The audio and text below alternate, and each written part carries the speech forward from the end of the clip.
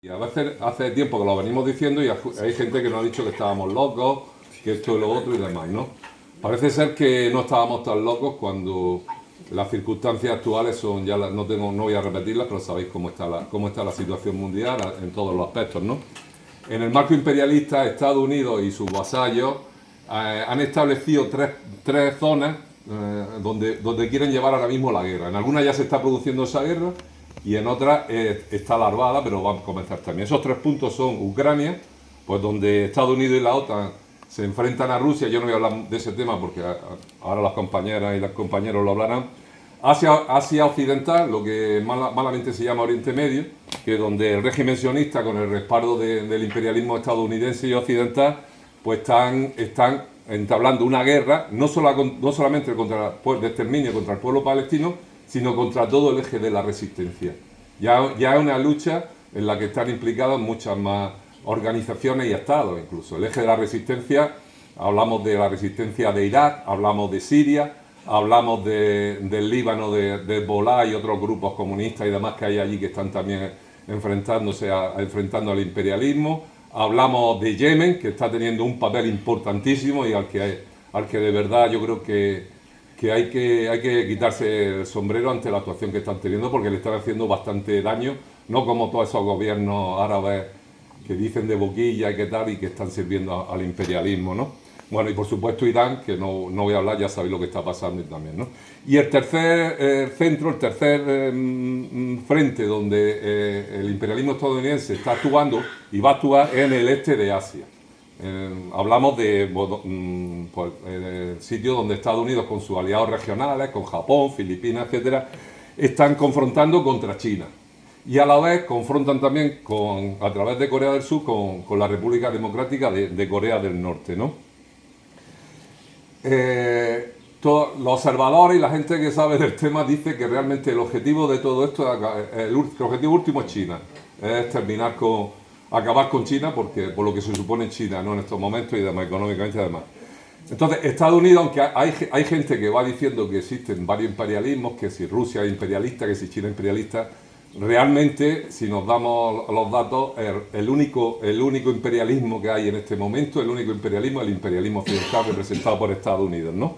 Y el que está detrás, no solo de estas tres zonas que he dicho, de estos tres conflictos, sino de buena parte de problemas que está ocurriendo en el mundo, porque tienen las manos metidas, como siempre, en medio mundo. Ya veis lo que están haciendo en Ecuador, en Perú, en Argentina, en fin. Las manos del imperialismo son muy largas y muy dañinas, ¿no? Hay que tener en cuenta dos cosas. Primero, la guerra es el único método que tiene ahora mismo Estados Unidos para mantener su hegemonía unipolar. No tiene otra. O sea, la pérdida de la tasa de ganancia, el capitalismo está en una crisis, no va a desaparecer, pero hasta que las condiciones están ahí, pero hasta que subjetivamente no haya fuerzas suficientes como para avanzar hacia una sociedad socialista, que yo creo que es lo que pretendemos. Pero ahora mismo no puede seguir, y ellos lo saben, que no pueden seguir siendo la primera potencia ni económica, ni cultural, ni tecnológica, que van perdiéndose ese punto, ¿no? Por tanto, para ellos no tienen otra alternativa que recurrir a la violencia. Estados Unidos busca destruir los polos emergentes del sistema multipolar que se están dando en este mundo y que están abriendo múltiples frentes de guerra. Y en segundo lugar, hay que tener en cuenta que Estados Unidos y sus aliados, tanto el ente sionista como el Reino Unido, como Francia, como Alemania, como todos los países de la OTAN, porque recuerdo que hay gente que dice, bueno, el Estado español tiene otra posición, vale, pues yo te lo compro. Pero ahora mismo hay 600 soldados del Estado español en Polonia a menos de 80 kilómetros del frente ruso. ¿Y qué hacen allí? ¿Qué están haciendo? O sea, es clarísimo el tema, ¿no? Entonces, el Estados Unidos y sus aliados tener muy en cuenta que no dudarán nunca en cometer crímenes de los mayores crímenes del mundo. Lo que están haciendo en Gaza, si lo necesitan, lo van a hacer en otras partes del mundo. Eso es así de claro, ¿no? Es la única manera que tienen ahora mismo de mantener el poder. Y lo estamos viendo en Gaza, como lo estoy diciendo con el genocidio que están haciendo, lo estamos viendo cómo masacran, cómo matan a civiles en Rusia, en la Federación Rusa, cómo hacen atentados bajo símbolos de ISIS, de historia así, que son más falsos que nada, porque es Occidente quien lo está provocando. Por lo tanto, el imperialismo, para nosotros, para la plataforma OTAN no base fuera, el imperialismo es la verdadera y la única amenaza ahora mismo para la humanidad. Y solo una derrota del imperialismo conseguirá acabar con esta barbarie, no hay otra. ¿Qué podemos hacer? ¿No? Parece que esto es un enemigo tremendo, que no hay nada que hacer. No, lo que no podemos hacer es quedarnos en casa. O sea, lo que hay que hacer claramente es que cada uno y cada una de nosotros, nuestras organizaciones, en nuestro ámbito, tenemos que luchar desde aquí, de donde estamos. Aquí en Andalucía tenemos un problema enorme, es decir, somos un objetivo de guerra total. Es decir, tenemos las bases americanas de Rota y Morón, donde ahora mismo están yendo y parando barcos, aviones y demás, que están yendo a Oriente, a lo que llaman Oriente Medio, que están yendo a Rusia, que están yendo a Ucrania, en fin, a África y demás. Eso lo tenemos aquí. Tenemos la base Gibraltar de Reino Unido, donde normalmente están pasando barcos con armamento nuclear de toda la vida. En fin, y luego tenemos la base de Viator, que está al servicio de la OTAN, y que nadie crea que en cualquier momento no podemos ser también un objeto de guerra, ¿no? Por eso la plataforma OTAN no base fuera, llevamos tiempo organizando los últimos años la marcha Rota. En octubre vamos a organizar, como los años últimos que llevamos, la marcha contra la base de Viator. Y eso no es suficiente y os animamos a que, porque no es suficiente con hacer una marcha de vez en cuando, ¿no? Debemos de aumentar continuamente nuestras actuaciones, nuestras actividades y nuestras acciones, tanto antiimperialistas como antibelicistas. Y en ese sentido, y voy acabando, creemos que es necesario unir a todo el mundo posible para detener esta tercera guerra mundial que está aquí a la esquina, ¿no? Y que hay que organizarse. Entonces hacemos un llamamiento, la plataforma OTAN no base fuera, se puede participar tanto como organizaciones sociales, políticas, sindicales, como personas a nivel individual. Y cuanto más unidad y más trabajo hagamos conjuntamente y más extendamos esto. El problema es que de aquí para allá la mayoría de la población está viendo el partido de fútbol, la fotonovela turca o lo que sea, y no le está llegando lo que el sistema quiere, ¿no? Bueno, y termino porque hoy el objetivo de hoy era escuchar a los compañeros y a la compañera. Y nada, yo os voy a presentar el compañero Guillermo Quintero, ante todo un internacionalista. Él nació en México y ahora reside en Alemania, es miembro del Partido Comunista, del DKP, y es licenciado, si no me equivoco, en Ciencias de la Comunicación y educador social, ¿podría ser? Educador social. Es documentalista de guerra y de movimientos sociales y ha participado en movimientos de paz, en procesos de paz que ha habido en El Salvador y en Colombia. Es periodista, colabora en distintos medios, estuvo colaborando con ese periódico que es muy conocido, La Jornada de México, hasta el año 2000, y ahora participa pues, en medios como Resumen Latinoamericano, Seminario Voz de Colombia, la revista Resistencia de Colombia, el Jungelwelt, se dirá, no sé, en alemán, y el Unsere Zeitung, tú luego lo dices, yo. También, Guillermo estuvo viviendo en el Estado español durante unos cuantos años, y fue miembro de la organización, habría oído hablar, los más antiguos lo sabemos, Sodepaz, una ONG bastante cañera y bastante buena.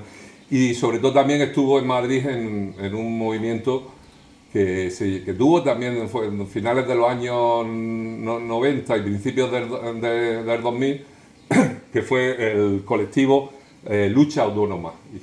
Y también en la plataforma antifascista, ¿no? La Coordinadora Antifascista de Madrid.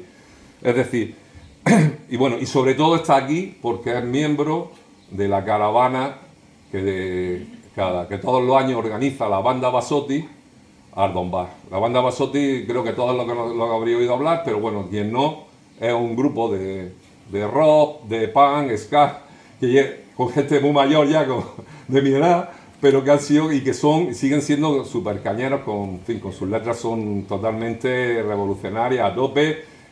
Comprometidos militarmente, militando en el comunismo, en las luchas y demás. De hecho, están apoyando, son ellos los que están organizando esta caravana en la que el compañero ha estado y va a ser una de las cuestiones de que va a hablar en este momento. Y bueno, yo creo que con ese currículum y con esa experiencia que tiene y demás, pues va a ser bastante importante escucharlo, ¿no? Luego, por otro lado, tenemos aquí a la compañera Nadia, que ella es originaria del Donbass, y que, bueno, yo prefiero no voy a hacer su currículum, prefiero que sea Guillermo, que lo conoce más, bueno, porque lógicamente tenéis que pensar que la situación de gente que vive allí, que tiene la familia allí, pues no es no podemos darle la publicidad que damos a Guillermo y demás, ¿no? Es otro tema. Pero bueno, ellos van a hablar, yo me callo y vamos a escucharlo y luego cuando termine, como siempre, pues podéis intervenir, preguntar, lo que sea. Bueno, muchas gracias.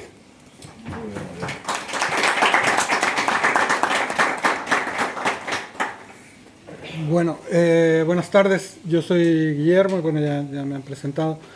Y primero quería dos cositas pequeñas. Primero, disculparme porque las imágenes que vamos a ver no están editadas, no está trabajado, nada de esto. En realidad, pues es parte del material que hemos recopilado en la última caravana y es una pequeña parte. Luego después vamos a hacer un trabajo de limpieza de sonido, de edición de las imágenes, etcétera.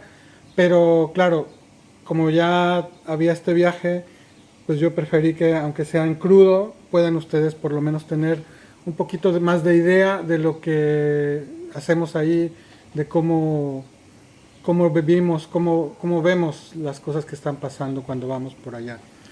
Entonces eso, primero la disculpa porque pues van a ver que no está ni el sonido, las imágenes. A veces estamos con una cámara profesional por acá y de pronto pasa algo allá y hay que sacar el teléfono y bueno, las cosas se hacen a veces improvisadamente, ¿no?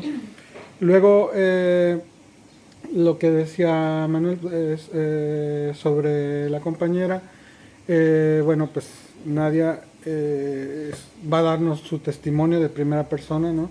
Yo creo que es bastante interesante, muchísimo más valioso de lo que podemos decir nosotros como simples espectadores que vamos una vez por allí y contamos desde nuestra visión, ¿no? Lo que vemos que una persona que ha estado allí, que ha vivido, que ha padecido en carne propia todas estas situaciones. Entonces, lo único pues que sabemos cómo estamos, que sabemos que estos países también son parte de la OTAN, son parte de este proyecto, ¿no? Que ya describió muy bien el compañero, y pues hay que tener mucho cuidado. También no se les da el mismo tratamiento de protección a unos que a otros, ¿no? Y también hay muchos neonazis que han participado y después de pegar 2 tiros al aire se han venido corriendo, pero que sí que andan buscando a la gente que está implicada. Entonces por eso les pido también tener cuidado con el tema de las fotos, las imágenes, de no compartir por favor nada de ella, porque sí que estamos claramente en una situación complicada, ¿no? En el caso mío, pues nada que ver, yo voy de frente con todo esto y ya desde largo vengo pagando también las consecuencias de lo que soy, entonces no hay ningún problema con eso.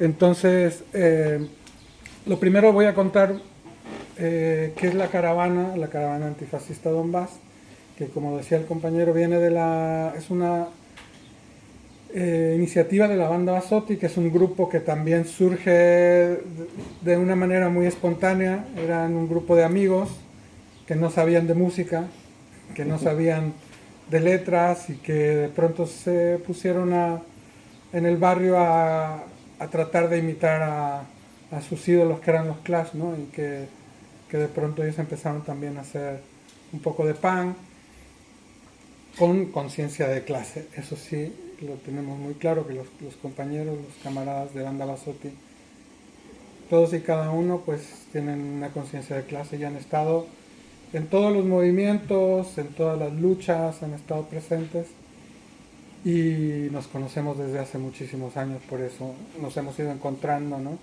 En los distintos momentos. Cuando surge esta situación en Ucrania, este levantamiento organizado precisamente desde fuera, ¿no? Para dar un golpe de Estado, pues ya todo el mundo empezamos a estar alerta, ¿no? Con lo que había pasado. Primero, ¿se acuerdan que hubo estos intentos de revolución naranja? Después vivimos el Euromaidán, ¿no? Que fue financiado, y hay pruebas de ello, fue financiado por tanto Estados Unidos como la Unión Europea, ¿no? Y cuando destaparon estas llamadas donde les donde descubrieron que se estaban financiando organizaciones neonazis, la noticia fue que alguien había filtrado y cómo lo había filtrado, y callaron el verdadero escándalo, ¿no? Que era que esta gente estaban apoyando a neonazis económicamente para este golpe de Estado. Después vienen los acontecimientos de mayo, ¿no? Cuando hay estas protestas en Odessa y posteriormente son atacadas en 2014 por los neonazis, ¿no? Organizados por el gobierno en ese momento de Ucrania, y en el edificio de los sindicatos se fueron a refugiar y fueron asesinados, ¿no? Fue incendiado el edificio de los sindicatos.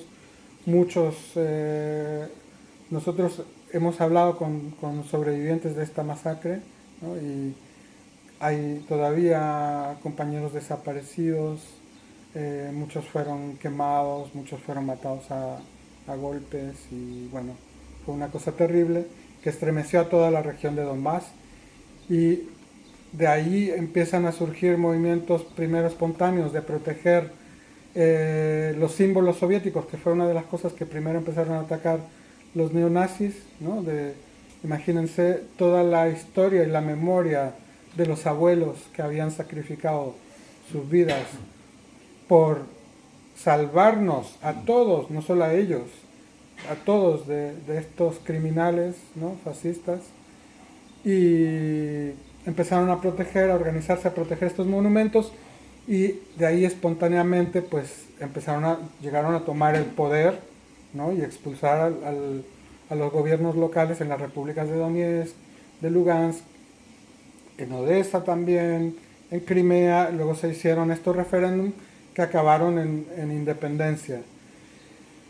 Posteriormente también el Estado ucraniano, entonces controlado ya por los neonazis, ¿no? Bueno, por los títeres de la OTAN y los grupos neonazis que fueron en ese momento financiados de manera tremenda, empezaron a tener cada vez mayor protagonismo y empezaron a tener también una participación muy importante en los cuerpos represivos y sobre todo en el ejército.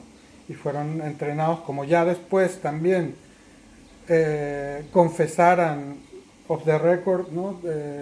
Actores de la Unión Europea como Angela Merkel, ¿no? Y otros más confesaran pues, que ellos apoyaron, ¿no? A su entrenamiento. Supimos eso, que había campos de entrenamiento y de adoctrinamiento de jóvenes y de niños, donde yo he contemplado, ¿no? y he visto que los entrenamientos que se hacían eran parecidos a los que se hacían en las juventudes hitlerianas, incluso con los uniformes, incluso con las insignias SS, y con la exaltación de Stefan Bandera, pues que fue un criminal colaborador, ¿no? De los nazis, que cuando empezó a desarrollar la represión, ¿no? contra los soviéticos, sus conciudadanos, ¿no? En Ucrania, y cuando llegaron las SS se escandalizaron los SS de todas las barbaridades que este tipo había cometido, a tal punto que lo arrestaron. Y ese es el líder reconocido y adorado por los que hoy gobiernan este país, con apoyo, por supuesto, y con sustento de la OTAN. A partir de todos estos hechos, pues gente de toda Europa, ¿no? De comunistas, miembros de la Solidaridad, etcétera, empiezan a juntarse al llamamiento de Banda Basotty, y se crean las primeras caravanas hacia Donbass. En ese momento también ustedes sabrán que espontáneamente muchos compañeros y también algunas compañeras fueron a hacer una participación internacionalista, ¿no? Como fue recordando siempre pues el internacionalismo que ocurrió aquí en el Estado español también, ¿no? En el 36. Y pues ahí, a partir de eso, tenemos también, se crearon estos primeros batallones de la defensa de las repúblicas populares, que primero fueron milicias y después se fueron transformando pues en milicias ya ejércitos regulares primero de las repúblicas populares y posteriormente ya se incorporaron al ejército ruso, ¿no? En los últimos momentos. Con esto lo que quiero también un poco tratar de explicar es que la situación en Donbass no es simple, sino que es una situación muy dinámica que ha ido cambiando, ¿no? La gente en un primer momento vio venir al fascismo, reaccionaron, hicieron autogobierno, ¿no? Hubo de hecho algunos dirigentes fantásticos, compañeros, ¿no? Camaradas que estuvieron al frente de los primeros gobiernos de las repúblicas populares. Varios de ellos fueron asesinados también en atentados, ¿no? Y poco a poco la situación ha ido evolucionando con la cada vez mayor implicación de la OTAN. Cada año nosotros con la caravana pues eso empezamos a participar y cuáles son las cosas que nosotros vimos que podíamos hacer, porque hay que también tomar en cuenta que cualquier trabajo que se haga de este tipo evidentemente será perseguido, criminalizado y se intentará frenar por todos los medios posibles, ¿no? Porque como en el caso de lo que está pasando con el genocidio, que no es ninguna guerra, de Israel, pues mientras menos se sepa, mientras más se pueda callar, mejor, ¿no? Para poder desarrollar eso con total impunidad, que es lo mismo que ocurre en el caso de Donbass.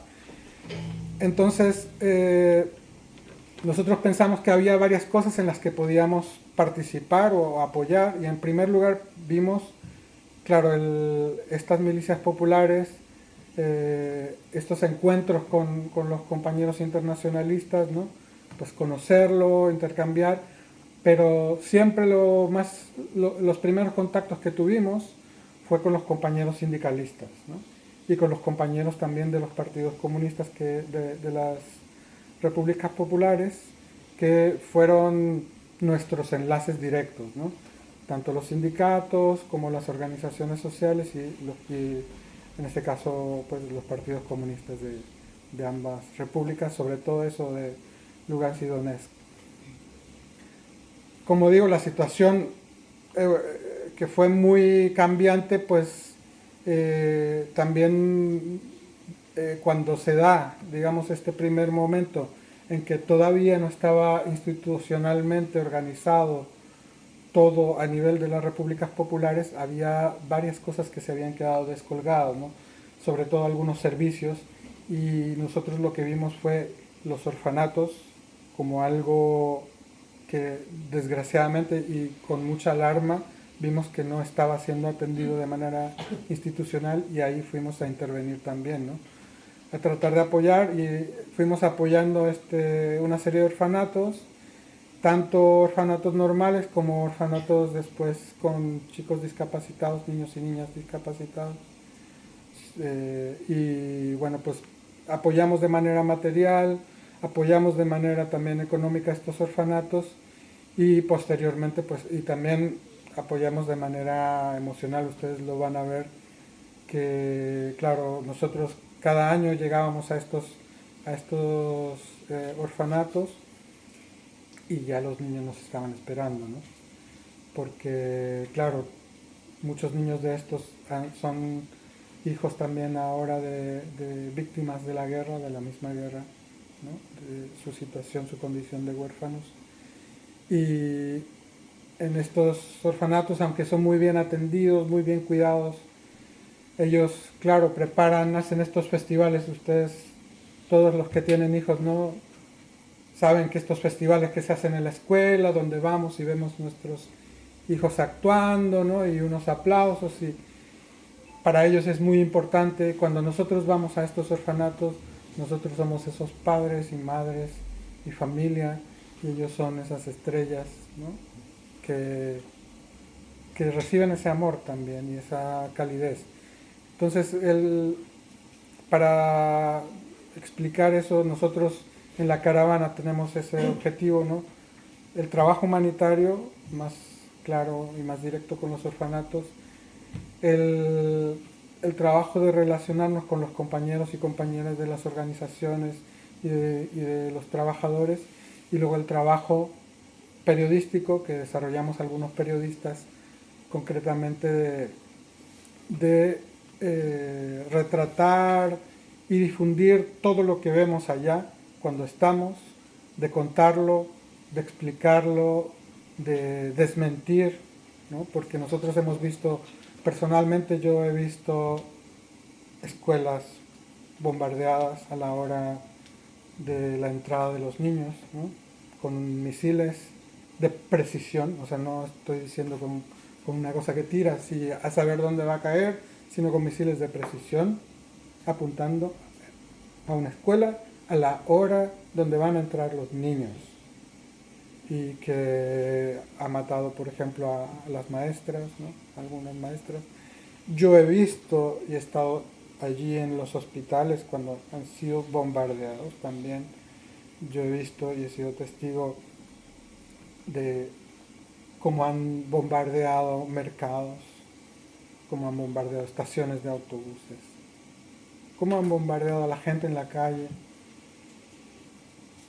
y con toda claridad, sin ninguna concentración militar, ningún cuartel, ni nada en esos momentos y en esos lugares. Entonces hay una clara intencionalidad de aterrorizar a la población.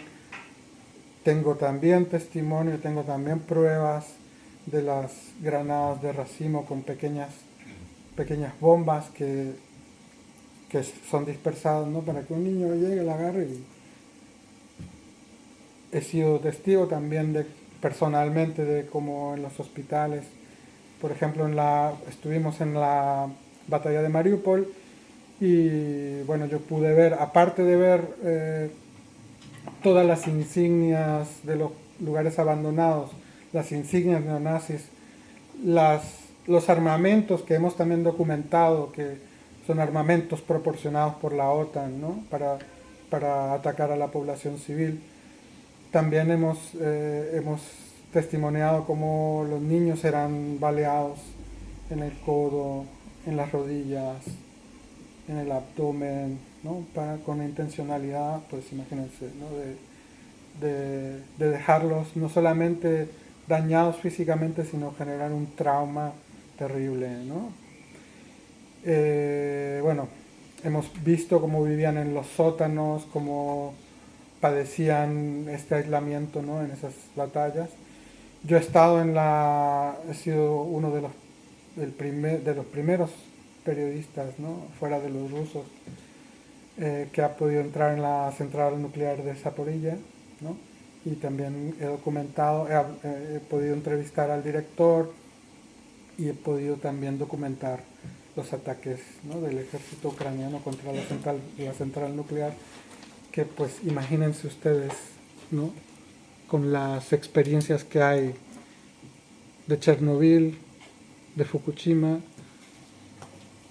qué terrible irresponsabilidad, qué terrible crimen se está intentando cometer con total despreocupación y desparpajo ante la vista de todos nosotros, ¿no? Ahora, escuchando lo que decía el compañero, también pensé, ¿no? Porque hace 2 semanas, no sé si ustedes lo han escuchado, seguramente no todos, porque son noticias que tampoco son públicas, son escondidas, pero hubo 2 aviones bombarderos que llegaron a la base de Rota, bombarderos estratégicos de última generación, que son utilizados solo para armamento nuclear, y que desde la base de Rota partieron hacia Rusia,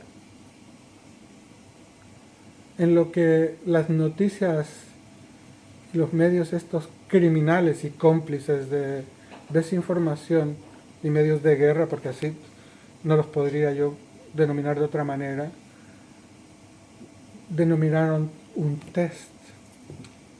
O sea, imagínense, llego y le doy una bofetada a alguien a ver si me va a responder, ¿no? Y digo que es un test, ¿no?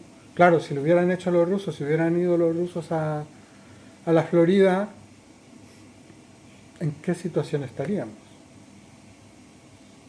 Por eso, cuando habla de ir a marchar a Rota, yo digo, hay que ir todos y todas, porque esto no puede ser. Y entonces fueron allí, evidentemente fueron interceptados, pero estamos jugando con fuego.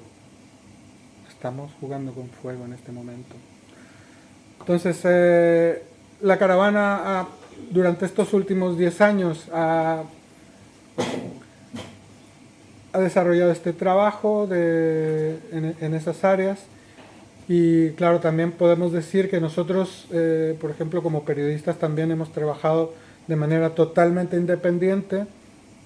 Nosotros no recibimos ningún tipo ni de consejo, ni de condicionamiento, ni de línea de nadie, ¿no? Por supuesto que cuando vamos nosotros tenemos que, como cualquier persona y periodista, identificarnos, ¿no?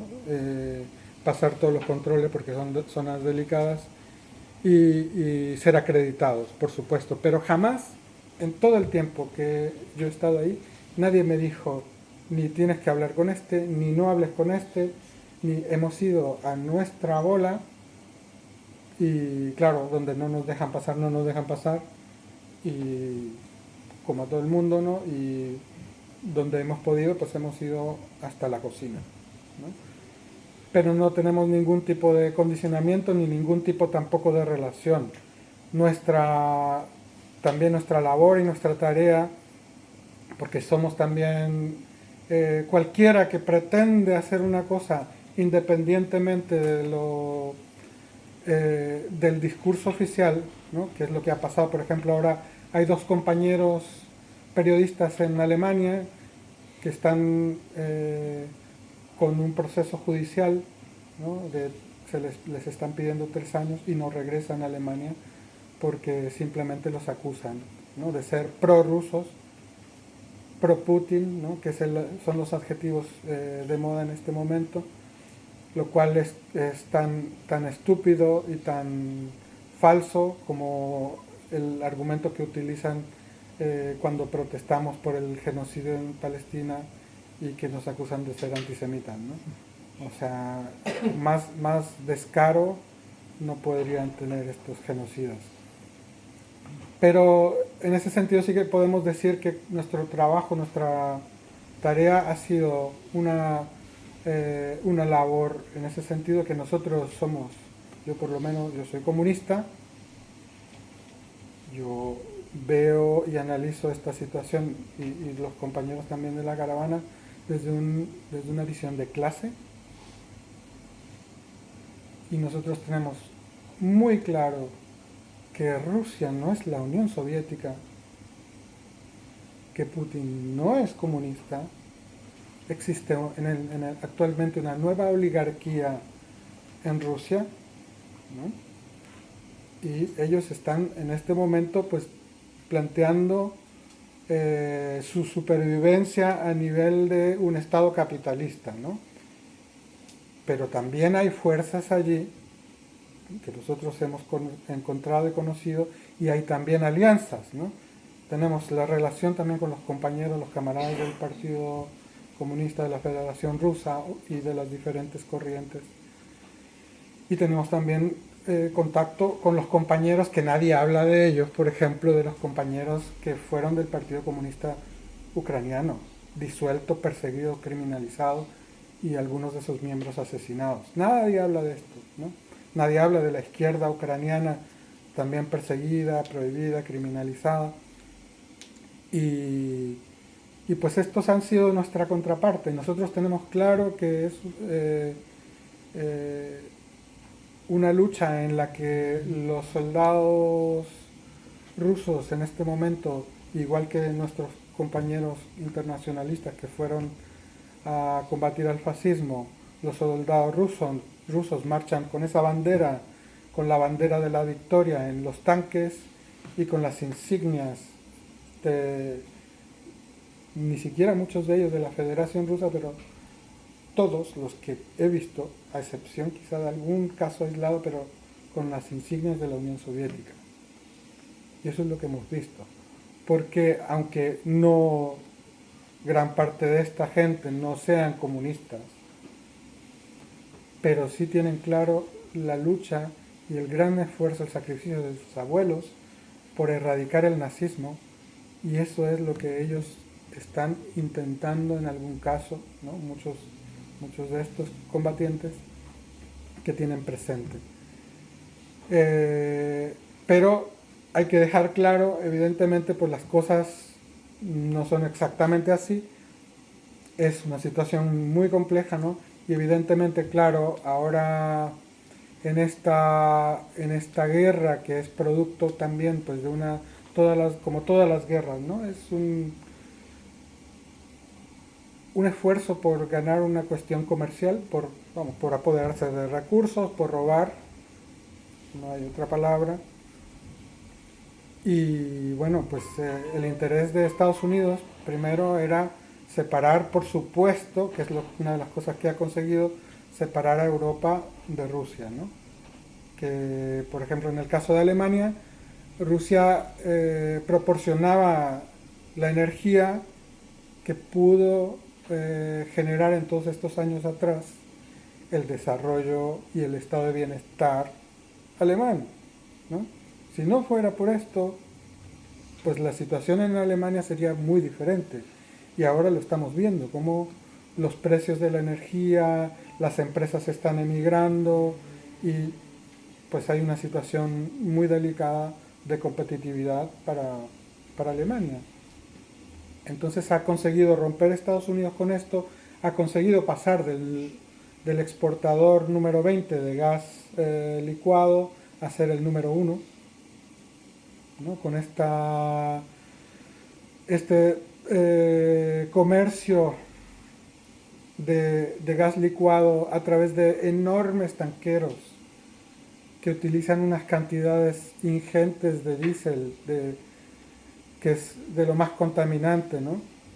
Estos verdes ecologistas gobiernos que nos hablan de la energía y que nos echan la culpa por no reciclar una lata y que están haciendo ahora esto para tener más negocio, ¿no? Decían que más o menos un tanquero de estos utiliza lo de 600 trailers en un año, más o menos, y que se necesitan 800 de estos para las necesidades de Europa. Entonces hagan sus cálculos y vean, ¿no? Lo de las energías verdes que nos contaban y todo eso no es más que pura patraña, ¿no? Entonces, bueno, igual podemos después, para no alargarme y no acaparar todo esto, si quieren vemos un poco las imágenes. Luego también puedo contestarles las preguntas que tengan, igual que Natalia, ¿no? Que Nadia, ella va a contar su parte. Y ustedes pueden preguntar, ¿no? Igual pueden hacer preguntas de carácter militar, también tengo una formación. Pueden hacer preguntas de lo que quieran, ¿no? Y bueno, si quieren pasamos a...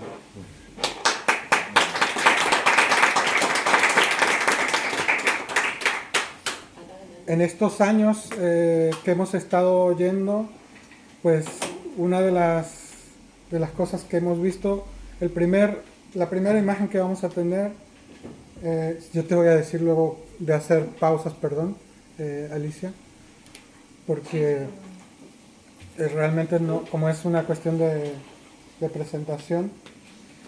Hemos visto, por ejemplo, si quieres pausarlo un momentito, esa primera imagen de un cementerio. Esta es un cementerio de víctimas civiles anónimas de la guerra. Había, no estoy seguro si 4.000 o una cantidad cercana que estaban sin identificar cuando fuimos el año pasado.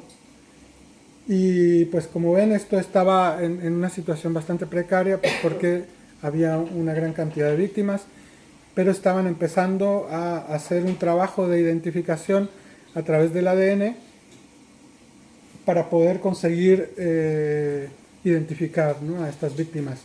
Y la siguiente imagen ya pues aparece cómo está en este momento ese mismo cementerio, y muchas de estas víctimas pues ya han sido identificadas, ¿no? Luego está la próxima, ya son imágenes de un cementerio de combatientes. Soy absolutamente en contra de dar más armamento al ejército ucraniano. Por una parte, porque con armamento nunca se para una guerra. Y por otra parte, porque sé que el gobierno de Ucrania y el ejército ucraniano está repleto lleno de fascistas. Como yo soy de la generación de los que venían después de los fascistas que invadieron a la Unión Soviética, mi obligación es intentar parar el envío de armas, intentar parar la guerra y parar la OTAN, que es el problema, el máximo problema de todos. La verdad que la mayoría de los medios de comunicación están llamados a otra, la fábrica de armas en la fábrica de Estados Unidos. Entonces no siempre se ve lo que está pasando aquí, lo siento. Bueno, nosotros también, todos los medios de comunicación están haciendo no un trabajo de periodismo, sino están haciendo propaganda. Están haciendo propaganda de guerra, también la forma como se dicen las cosas. Entonces, la gente no se queda ajena a esto, porque es una propaganda constante, periódico, televisión y radio. Omnitud, haciendo encuestas a la población con institutos independientes, la mayoría de la gente en Alemania está en contra de mandar armas. A pesar de este bombardeo informático, es una lo que pasa aquí en la República, no hay muertos, no hay muertos ahí. Sappiamo, anche perché ai tempi dell'Unione Sovietica anche dopo il popolo ucrainiano e il popolo russo sicuramente non ¿Pausas un momentito? Perdón, lo siento, de nuevo les pido disculpas todavía. Esta es la parte del video, no lo pude sincronizar, no pude agregar los archivos de audio que están aparte, pero sí les quería comentar también de este parque, que es muy...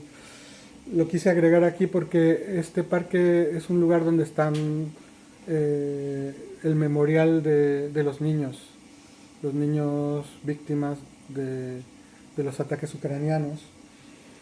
Y como símbolo, ellos querían, es muy interesante porque ellos quisieron que no fuera un símbolo, solamente un símbolo triste de ir a lamentar, ¿no?, a estos niños, a estos que le llaman el símbolo el memorial de los ángeles, ¿no?, sino que es un parque infantil donde vienen los niños a jugar, donde siguen jugando niños, y al mismo tiempo también está repleto de nuevos árboles que han sembrado por cada niño asesinado en el Donbass, en esta misma región de Donetsk.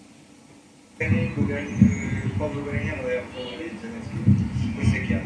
Nosotros también lo sabemos, naturalmente, estamos en solidaridad con aquella gente que se le opone al fascismo ahí. Conocemos gente en Odessa que han estado en la casa de los sindicatos aquel día que el mob fascista incendió y mató a mucha gente ahí. Y con eso estamos solidarios. Hay gente muy valiente que está en contra del gobierno actual que ha llegado, ya sabemos cómo ha llegado al poder.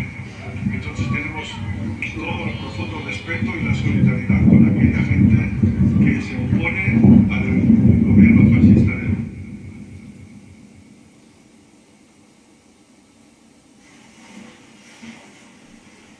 l'orfanotrofio Il Chiapparellino di Corlotica. Questo è uno dei 4 orfanotrofi che visiteremo in questi giorni. Portiamo la solidarietà internazionale a Donbass. Este es uno de los 4 orfanatos que vamos a visitar estos días. Estamos en la ciudad de Pokrovka, trayendo ayuda internacional al pueblo de Donbass. Ahora más que nunca lo necesita, no pasa nada. احنا موجودين هون اليوم ببيت ايتام واحد من الاربعه الموجودين في الدنباس. Una compañera de Gaza que estaba esta vez también en la caravana. Avui estem fent una feina internacionalista portant l'ajuda humanitària als orfenats del Donbass i tenim molt clar nosaltres que sols el poble salva el poble. Wir sind wieder mal in einem der 4 Waisenhäuser im Donbass und bringen jedes Jahr unsere Geschenke, unsere Hilfe für die Kinder, die hier aufwachsen und uns zeigen unsere Solidarität mit dem Donbass. Es ist jetzt wichtiger denn je.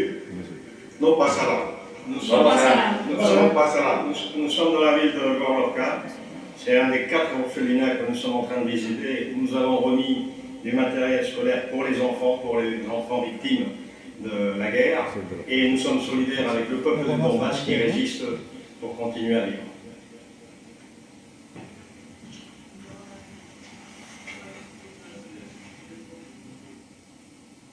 Ahí estamos yendo con varios compañeros al barrio de Petrovsky, donde habían asesinado con artillería a 3 niños y la madre había sobrevivido y estaba hospitalizada.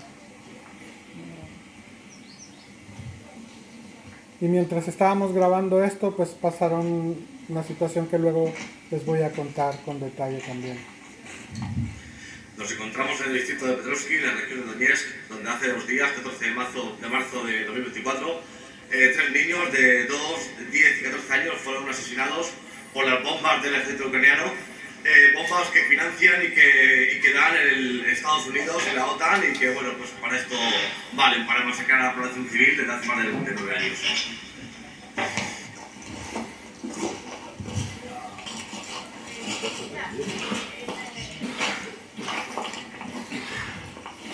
Esto fue justo el día después de que hicieron ese ataque y mientras estábamos ahí grabando llegaron los aviones rusos a bombardear esas posiciones de artillería.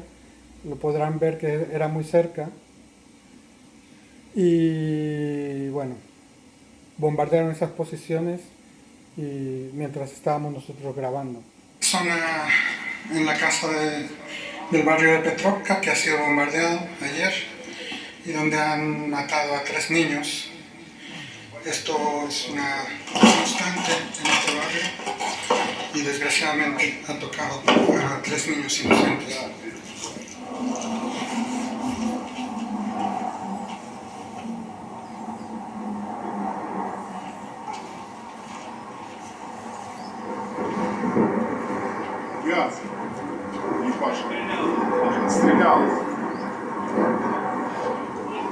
Ahí están soltando las bombas.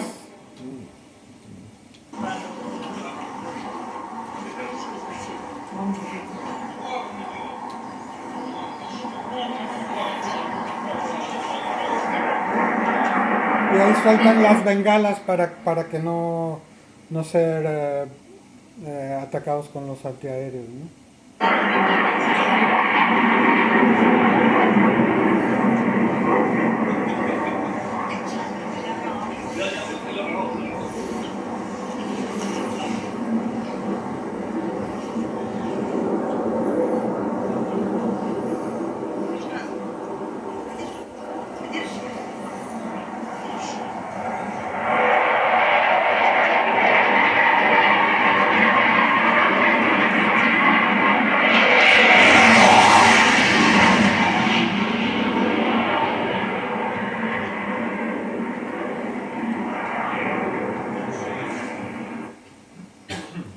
Bueno, en este barrio, como en casi todo las repúblicas populares, hay una un sentimiento de gran alegría, de recuerdos gratos con respecto a la Unión Soviética. Entonces aquí había una tienda de cosas soviéticas, ¿no? de cosas en general, insignias, medallas, banderas, camisetas, series en video, dibujos, etcétera, ¿no? Y bueno, la gente siempre viene a comprar este tipo de recuerdos. Y por claro, nosotros también.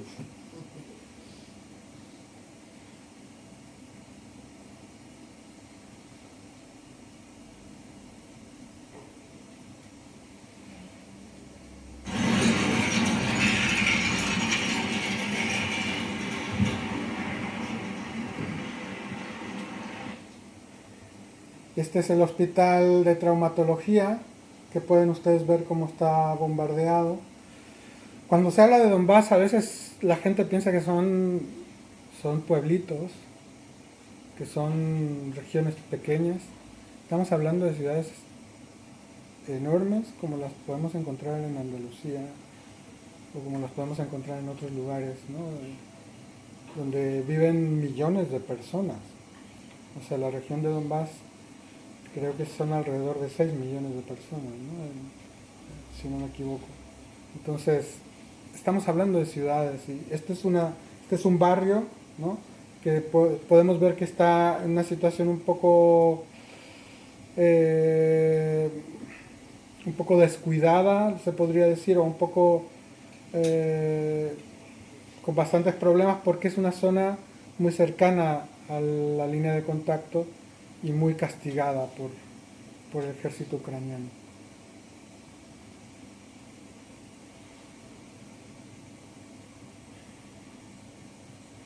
Y bueno, aquí estamos ya en los orfanatos. Los niños estaban conmemorando lo de Yuri Gagarin. ¿Quieres hacer una pausa aquí? Y en la escuela esta donde estábamos, esta es uno de los orfanatos nuevos que no habíamos estado en otras ocasiones. Ellos tienen un memorial con arriba, estos son los profesores y alumnos, exalumnos, que están combatiendo. Y acá está uno de los que cayó defendiendo Donbass.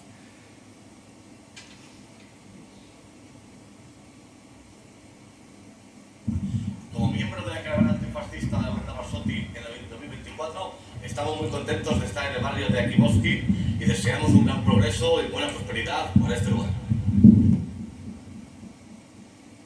En este barrio nos invitaron también a ver el proceso electoral, que bueno, para nosotros tampoco era como que así lo más de las elecciones presidenciales, pero después fue bastante interesante ver cómo realmente están las diferentes fuerzas. Ustedes van a ver los interventores de los distintos partidos políticos que existen y que están funcionando allí, y que luego, por ejemplo, hay situaciones increíbles, ¿no? Algunas personas que eran del Partido Comunista ahora están en el partido de Putin, o algunos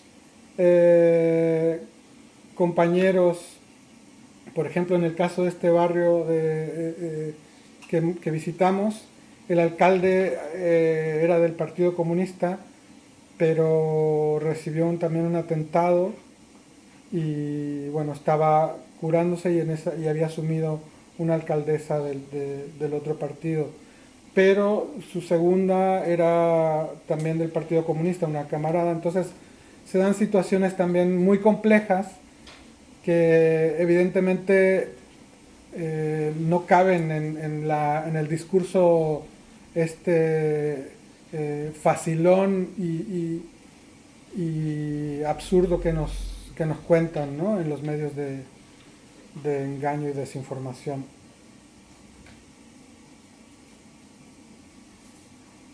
Aquí entregando las cosas a los orfanatos.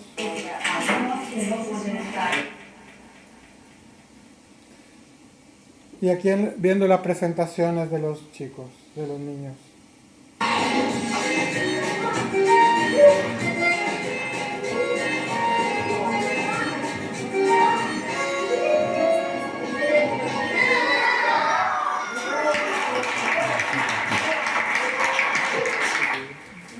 Algunas veces nos han recibido, yo me acuerdo las primeras caravanas, nos tiramos hasta un día entero de presentaciones. Y bueno, ahora, claro, las cosas las hemos ido acortando un poco por cuestiones prácticas, pero bueno, eso es también parte del trabajo, ¿no?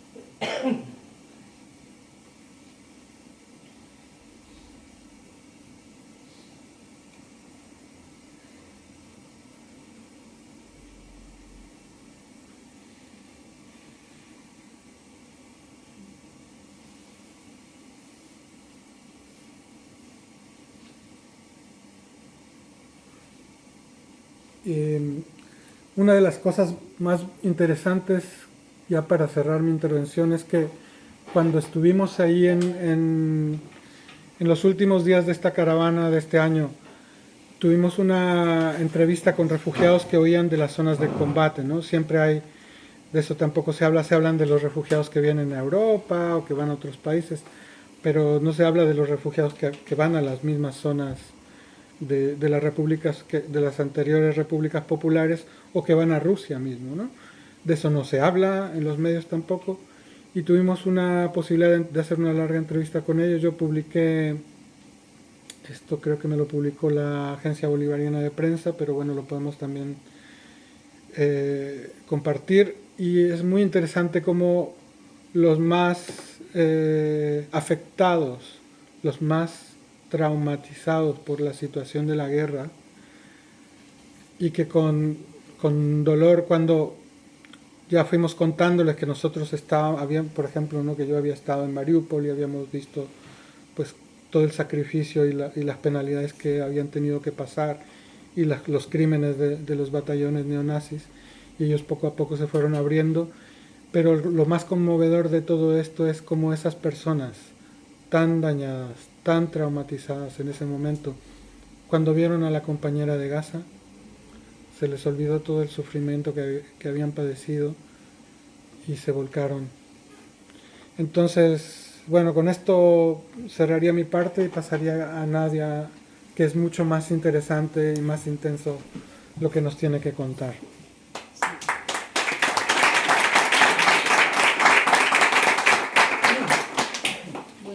A todos, muchas gracias por venir por aquí. Lo siento por mi español porque yo no hablo bien, voy a hablar con errores, claro. Pero sí, yo quería contarles no solo testimonios, historias de la vida. Sí, yo hablo así por el idioma, no porque tengo voz baja. ¿O prefieres también ponemos el micrófono? ¿Ponemos el micrófono ahí? Sí. No es necesario. A lo mejor ya se siente mejor sin el micrófono. Bueno, si no, sigue habiendo sitios por aquí que también, o sea que los que estáis más atrás escucharéis menos, acercaros más, no hay problema. Claro. Sí, no son solo testimonios de lo que está pasando, y es una parte de mi vida, bastante, como la tercera parte, porque vivimos así desde 2014. Y se hablan mucho sobre el masacre de Odessa, creo que vosotros habéis escuchado de esto. Nadie dice que para Donbass también hay su fecha del inicio de esta vida, de este terror. Y esto es el 29 de mayo de 2014. Esto era el primer día cuando Ucrania empezó a atacar su propio pueblo con los aviones. Y atacaron 3 lugares más importantes de cualquier ciudad: es el aeropuerto, la estación de los trenes y de los autobuses, donde siempre está mucha gente. Esto pasó al mediodía. Claro que después de 1 hora de ataque había muchos muertos. La gente fue muy asustada porque nadie sabía qué hacer, nadie fue preparado para esto, y no había ningún refugio, ni sótanos, ni nada. La gente no tenía dónde esconderse. Y después de esto, los ciudadanos de Donbass, de Donetsk, se juntaron para organizar su república, y así nació como la República Popular de Donetsk. De parte de Ucrania esto provocó más odio y más ataques. Entonces se cayeron más misiles encima de Donbass, de Donetsk y la población civil. Y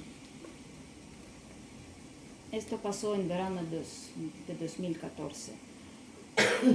La gente no quería abandonar sus casas porque no podía creer que su propio país puede hacer estas cosas. Pero, por ejemplo, a mi familia tocó un momento cuando por una mina mi madre fue herida en su propio patio, en su casa. Y para nosotros esto fue como un momento para abandonar todo, para buscar el refugio.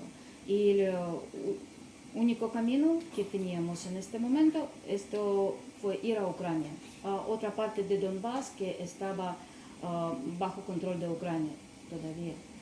Y al final estábamos muy sorprendidos porque las personas que vivían ahí no querían ayudarnos, nos decían que no debíamos estar ahí porque por nuestra culpa empezó la guerra.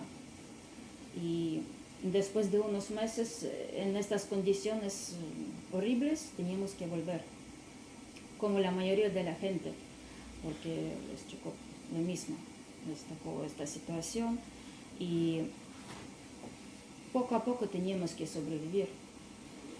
Pero ¿cómo lo hacíamos? Ucrania cortó todo, todas las relaciones con las personas de Donbass diciendo que somos separatistas. Sí. Entonces no merecemos ni la comida, ni bebida, ni nada, ni documentos, ni diferentes otras cosas. Y había un momento cuando en los supermercados, en las tiendas, solo vendían las botellas de agua mineral y nada más. Y en este momento nos ayudaron mucho los sindicatos de Rusia. Y ellos se juntaron para comprar la comida y cada mes, para cada establecimiento, los sindicatos enviaron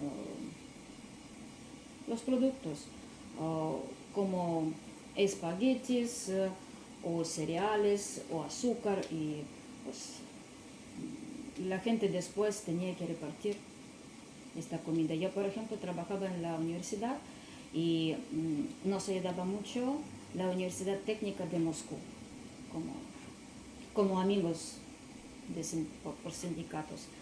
Y después de recibir esta ayuda, todas las personas que trabajaban en la universidad, como 2.000 personas, tenían que hacer cola y repartir, por ejemplo, este saco de azúcar con un vaso o con una bolsa pequeña, depende, para que cada uno recibió su parte. Y poco a poco intentábamos estabilizar nuestra vida como esto era posible. Después, en 2016, aparecen en la ciudad internacionalistas. Ellos también intentaban ayudarnos, no solo luchar, también ayudar a la gente civil. Ellos nos visitaron en la universidad, organizaron cursos, por ejemplo, de idioma, cada uno de español, de francés, depende. Y así la gente poco a poco empezó a volver a vida más o menos normal. Sí, por parte de Ucrania había menos ataques, pero igual en el barrio como Petrovsky, que acabamos de ver en el video, siempre atacaron, siempre se caían misiles y la gente sufría todos estos 10 años. Pero en otros barrios fue más o menos bien. Y también aparecen las personas de caravana antifascista que también intentaban contactar con nuestra universidad, a veces, unas veces. Hicimos como conferencias con ellos. Ellos nos invitaron a los conciertos de Banda Basotti y nos ayudaban mucho también. Por eso como los conocimos, les conozco. Pero en 2022, en febrero, empezó la guerra que sigue pues, hasta ahora. Y este mes, este momento, había marcado en color negro para cada familia en el pueblo, en Donbass, en Rusia y en Ucrania, porque cada familia perdió una o más personas, padre, marido, hermano, o abuelos y también niños, porque murieron no solo militares, también la gente civil, y mucho. Y yo también, mi familia no es una excepción. Creo que vosotros habéis escuchado sobre Mariupol y pues también y en el video también, y Guillermo han dicho un poco de esto.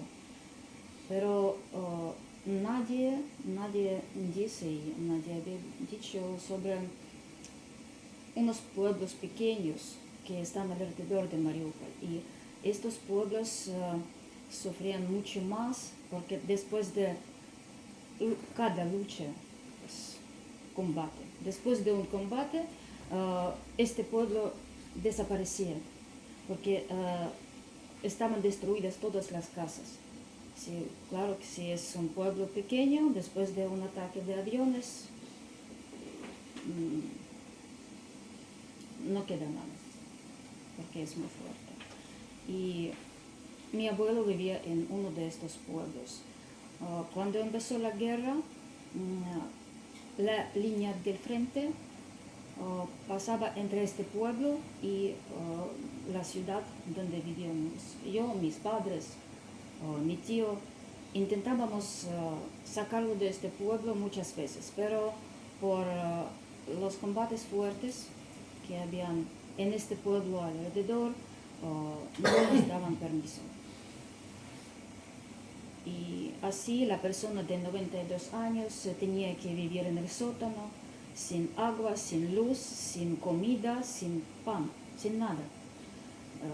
Y al final, cuando mi padre recibió el permiso para entrar a este pueblo, pues ya fue tarde y solo él pudo encontrar el cuerpo del abuelo y nada más. Y así, pues, no solo mi familia, hay historias parecidas en cada familia de Donbass.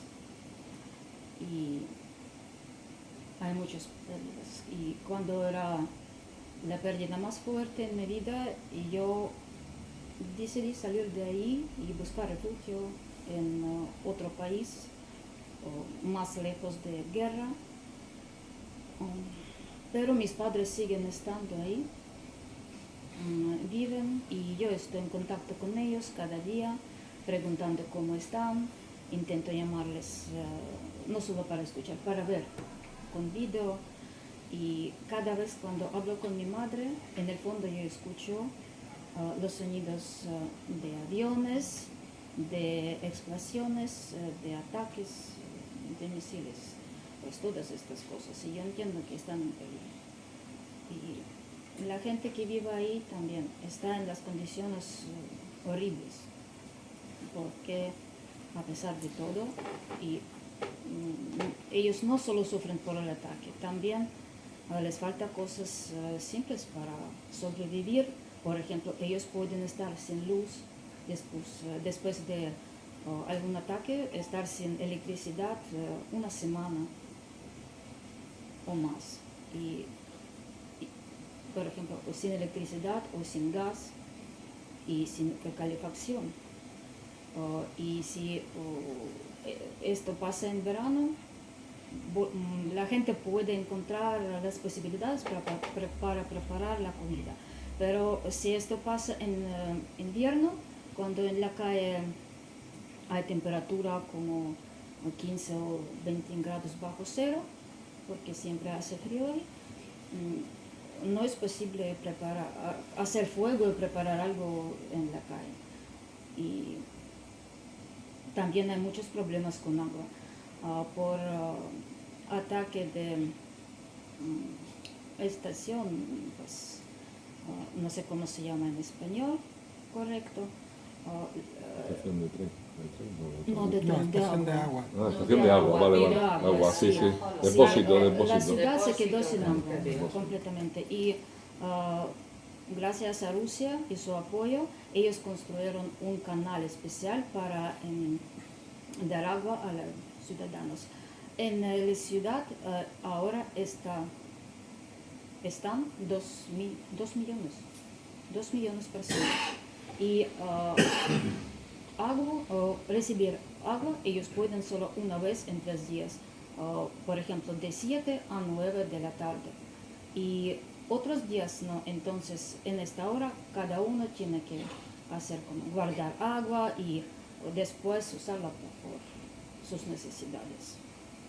Y también últimamente, es lo que yo sé de mi madre, de mis padres, hay muchos problemas con medicinas, porque en todas las medicinas que envían van directamente a los hospitales, porque hay muchos heridos, y entre civiles y también entre militares.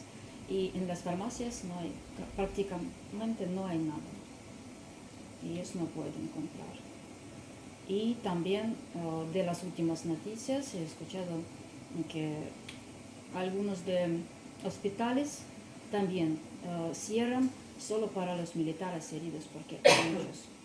Entonces los médicos no atienden a las personas civiles que necesitan, como por ejemplo mis padres son ancianos y necesitan a veces una consulta de médico por corazón, por otras cosas, y no los atienden, porque los médicos pueden atender solo los militares o las personas heridas después del ataque. Pero nadie en las noticias, nadie dice sobre esto. Y pues estoy aquí para no solo contaros, no pedir la ayuda o algo esto, solo quiero decir que yo quiero, y creo que mi pueblo también me apoya, que esta guerra se acabe más pronto posible. Esto es como mi objetivo. Ojalá. Sí.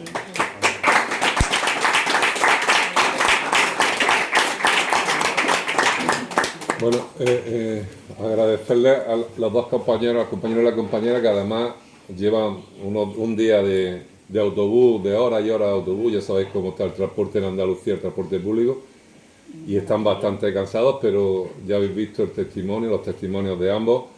Y ahora, si queréis, abrimos un turno de intervenciones o de preguntas, lo que se quiera, pero vamos a intentar, para que hable más gente y demás, y que no hablemos mucho rato, sino que los turnos, los que intervengan o pregunten, que intentar que sea lo más breve posible, ¿vale? Para no extendernos mucho. Así que, quien quiera hablar, que levante la mano. ¿De qué manera se hace intercambio ahora en la zona del Donbass? ¿Intercambio? Intercambio de los productos, ¿qué moneda se utiliza? Para la compra y la venta y... Rublos. Pues la misma de siempre, ¿no? Rublos. Lo mismo de siempre, claro. Sí. Silvio. Bueno, yo quisiera haceros 2 preguntas muy concretas. Una, durante muchos años atrás, lo que antes era la Unión Soviética mantenía un poco en raya a Estados Unidos, ¿no? Había como una tensión entre ambos, y sí parece que después de la Unión Soviética la debilidad rusa quedó patente, y ahora en este conflicto, ¿cómo apreciáis que puede ser un palo militarmente fuerte para Rusia, o Rusia puede mantener y resistir, aunque sea en una inferioridad de condiciones con Europa y América? Y la otra pregunta es una cosa que aparece a nivel general: ¿cómo es posible Bueno, los españoles somos casi hijos del fascismo, ¿no? Provenimos del triunfo fascista y casi se puede hasta entender que aquí proliferen la idea fascista entre la juventud. Pero la parte de lo que fue la Unión Soviética son hijos del triunfo sobre el fascismo. Y en cambio también parece que prolifera el auge fascista. ¿Podéis entender los motivos a qué se deben? A ver, si quieres primero con tu primera pregunta, que es muy interesante. A ver, después de la caída del colapso de la Unión Soviética, ¿no? Planeado por Occidente, por la OTAN, y entregado por unos cuantos traidores miserables, ¿no? Entre los que estaba Yeltsin, entre los que estaba Gorbachev, ¿no? Que son muy queridos en Alemania, por ejemplo. Después de ese colapso, claro, entraron hasta la cocina los norteamericanos. Por ejemplo, sabemos, ¿no? Es público también el trabajo que hicieron por intentar cambiar la historia, por intentar cambiar los datos, ¿no? de lo que había sido la Unión Soviética, y de intentar borrar esa memoria de las cosas positivas que habían pasado en la Unión Soviética. Luego, después de un tiempo, Putin, que venía del KGB, que era uno de los hombres de confianza del Boris Yeltsin, que fue un borracho, se acordarán, ¿no? de semejante ser, y criminal, que además fue el que dio la orden de bombardear el Parlamento soviético, ¿no? y de asesinar a los comunistas. Bueno, Putin, que había sido formado, creció en Alemania, en la Alemania federal, ¿no? Empieza a desarrollar una serie de planteamientos, bueno, antes, durante la etapa de Yeltsin, que él estaba también como hombre de confianza de Yeltsin. Rusia le propone, que eso lo pueden ver en la entrevista que le hizo, la última entrevista que le hizo este periodista norteamericano a Putin, se abrieron y le propusieron hacer parte de la OTAN. O sea, Rusia propuso integrarse en la OTAN para desactivar de alguna manera también todo esto, y ellos ser recibidos como parte de estos países capitalistas, neocapitalistas, lo que sea, y tirarse a los brazos del capitalismo internacional. Y la OTAN dijo que no, Estados Unidos dijo que no, porque de entrada ellos necesitaban también mantener un aliado y un enemigo que les justificara todo el gasto militar. O sea, si ustedes se acuerdan, hace un tiempo atrás estábamos escuchando de la gran catástrofe económica que iba a ocurrir en Estados Unidos, de la quiebra del sistema económico de los Estados Unidos, y todo eso de pronto se acabó, no pasó nada. ¿Por qué? Porque la industria militar, que es la principal industria en Estados Unidos, con guerras resuelve toda esa serie de problemas, ¿no? ¿Qué es lo que pasa? Que Putin, cuando llega al poder, no solo al gobierno, cuando llega al poder, empieza a tomar una serie de medidas nacionalistas, ¿no? Pues por recuperar en parte la fuerza para poder contrarrestar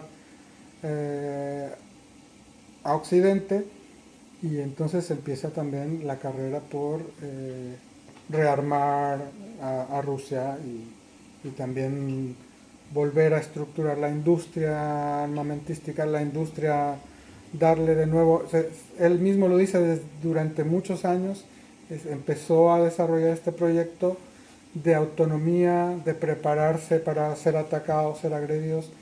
Y entonces en este momento pues tenemos que Rusia, por ejemplo, Estados Unidos ha conseguido romper la alianza entre, por ejemplo, Alemania y Rusia, pero a Rusia, por ejemplo, todo este embargo, todas estas medidas de castigo no le han afectado, de hecho le han favorecido las alianzas, ¿no?, con otros países y la cuestión de los BRICS, por ejemplo, ¿no? Pero Rusia en este momento pues ha demostrado primero que la tecnología armamentística de la Unión Soviética todavía, ¿no?, por ejemplo, los tanques, los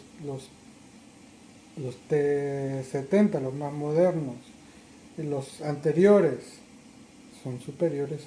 Hemos visto, ¿no?, todo el mundo, no solo nosotros, hemos visto que han superado la gran tecnología que nos han contado de Occidente, de la OTAN, ¿no?, estos tanques super caros, y que finalmente son negocio, ¿no? Son bienes de mercado, de consumo para otros países.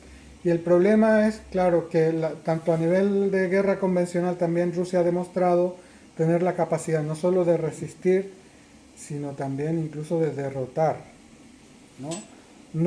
El tema de una guerra convencional no se trata nada más del combate, se trata sobre todo del abastecimiento, de la capacidad logística de mantener un ejército y de mantener una producción de armamento, y de munición, que es lo que colapsó, lo que por ejemplo le dio la victoria a la Unión Soviética sobre los nazis, ¿no?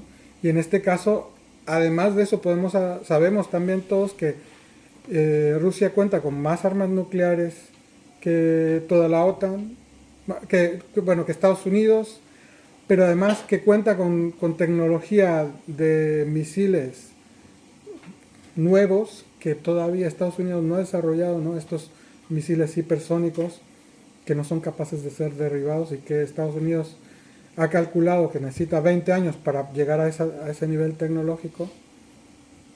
Y se viene China, que China en este caso también pues es un país que, aparte de que no era tan cercano, ¿no?, a los intereses de Rusia, pero se han visto obligados también a esta alianza con Rusia, al igual que al implicar a Corea del Sur, también Corea del Norte se ha visto acercándose a Rusia, y Corea del Norte es el principal productor mundial de munición de artillería, ¿no? Entonces, todo lo que está pasando ahí pues es una situación muy compleja, muy peligrosa, pero que tiene que ver también con mercado, ¿no? Si las armas rusas demuestran ser mejores que las armas norteamericanas, ¿qué van a empezar a comprar los países? Como en el caso de Arabia Saudí o Emiratos Árabes, que ya están diciendo no, nosotros ahora vamos a acercarnos a los BRICS, queremos comprar este tipo de armas. ¿Qué pasa por qué escuchamos a Macron con tanta virulencia hablando de la guerra y gritando? Pues porque las colonias africanas que han estado expoliando impunemente todo este tiempo han también tomado la decisión de acercarse más a Rusia, de acercarse más a China, y han cortado, ¿no?, todas estas vías de expolio que mantenía Francia. De tu segunda pregunta. Aparte del problema militar, que es muy complejo, yo pienso que lo básico es que a nivel mundial se mantiene el patrón dólar en vez del patrón oro que se mantenía antes. Entonces, por eso Estados Unidos sigue con la sartén por el mango, vaya. En mi punto de vista, que no es solamente ya el problema militar, sino que a nivel económico el patrón con el que nos manejamos es el dólar. Es que no es un punto de vista, es una realidad totalmente enorme, ¿no?, de que hasta hoy ha sido uno de los elementos de intercambio. O sea, Cuba sin dólares no puede hacer nada, por ejemplo, ¿no? Y eso es una de las cosas más importantes que está consiguiendo, por ejemplo, la alianza de los BRICS. Pero China ahora mismo todavía no. Ahora mismo ya funciona. Sí, está empezando. Ahora mismo ya. Vamos allí, en otros países. Claro, pero es que esa es la cuestión. O sea, nosotros aquí estamos en un país, o en Alemania, donde yo vivo, estamos en países controlados y dominados por la OTAN. Vamos, el Estado español es un país ocupado por la OTAN, igual que Alemania, igual que todos los países que tienen bases norteamericanas, como Colombia, ¿no? A pesar de que ellos quieran tomar distancia y haya nuevos gobiernos que se están alejando, pero los países que tienen bases norteamericanas son países ocupados y dominados, ¿no? Pero lo que tú dices ya está, o sea, ya ocurre en este momento y se está empezando a ver.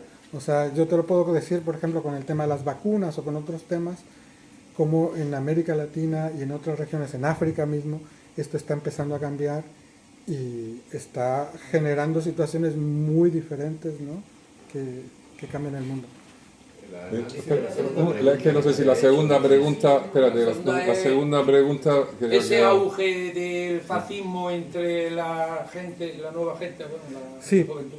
Perdón, sobre eso, lo que yo les comentaba, ¿no? Por un lado, desde el principio de este conflicto, tenemos que darnos cuenta que Estados Unidos, una de las cosas que pensó para todo esto es, primero, ya este tipo de guerras nuevas, no convencionales, no combatirlas con soldados norteamericanos, por supuesto, sino combatirlas con soldados, porque se maten entre ucranianos y rusos. Imagínense que han sido hermanos y que son parte de lo mismo históricamente y que siempre ha habido, incluso las familias son mixtas, ¿no? O sea, es un absurdo como lo hicieron con Yugoslavia y dividir a estas dos zonas. Y claro, lo que decíamos, pues ellos crearon un monstruo que no era nada, o sea, porque estamos hablando de cuatro gilipollas por ahí que abrazaban el nazismo y que, claro, con miles de millones de dólares, ¿no? Porque parece ser que para el Euromaidán y para lo de Odessa había una cantidad, no me acuerdo si 1.500 millones de dólares, una cantidad parecida para entrenar, fomentar todos estos grupos y darles poder, que no eran nada, pero claro, el dinero compra todo, compra gente, y claro, empezaron a tomar fuerza y a generar dependencias económicas, por supuesto, y mucha gente, claro, que no tiene futuro o que no le das allí y claro, de pronto es el rico del pueblo, ¿sabes? Y todo eso corrompe. Entonces, es lo mismo, el fascismo no es un ente aislado, no es una cosa que salga espontáneamente, son instrumentos como los ha utilizado en otros lugares. O sea, los neonazis de Donbass no son una cosa especial. Los neonazis de Donbass, de Ucrania, son lo mismo que los escuadrones de la muerte de El Salvador, que los paramilitares colombianos, que los mujahidines y Al Qaeda apoyados por Estados Unidos, que el ISIS creado por Estados Unidos, etcétera, etcétera. Son los mismos monstruos que ellos han creado como instrumentos de terror, pero para conseguir finalmente, o que los narcotraficantes en México, los carteles de la droga en México, ¿no? Son, y eso está también probado, que son utilizados y son manejados por los Estados Unidos. ¿Cuándo ustedes han escuchado que ha sido detenido un narcotraficante norteamericano? No hay. Claro que no hay. ¿Saben cómo se llama? Se llama DEA. CIA.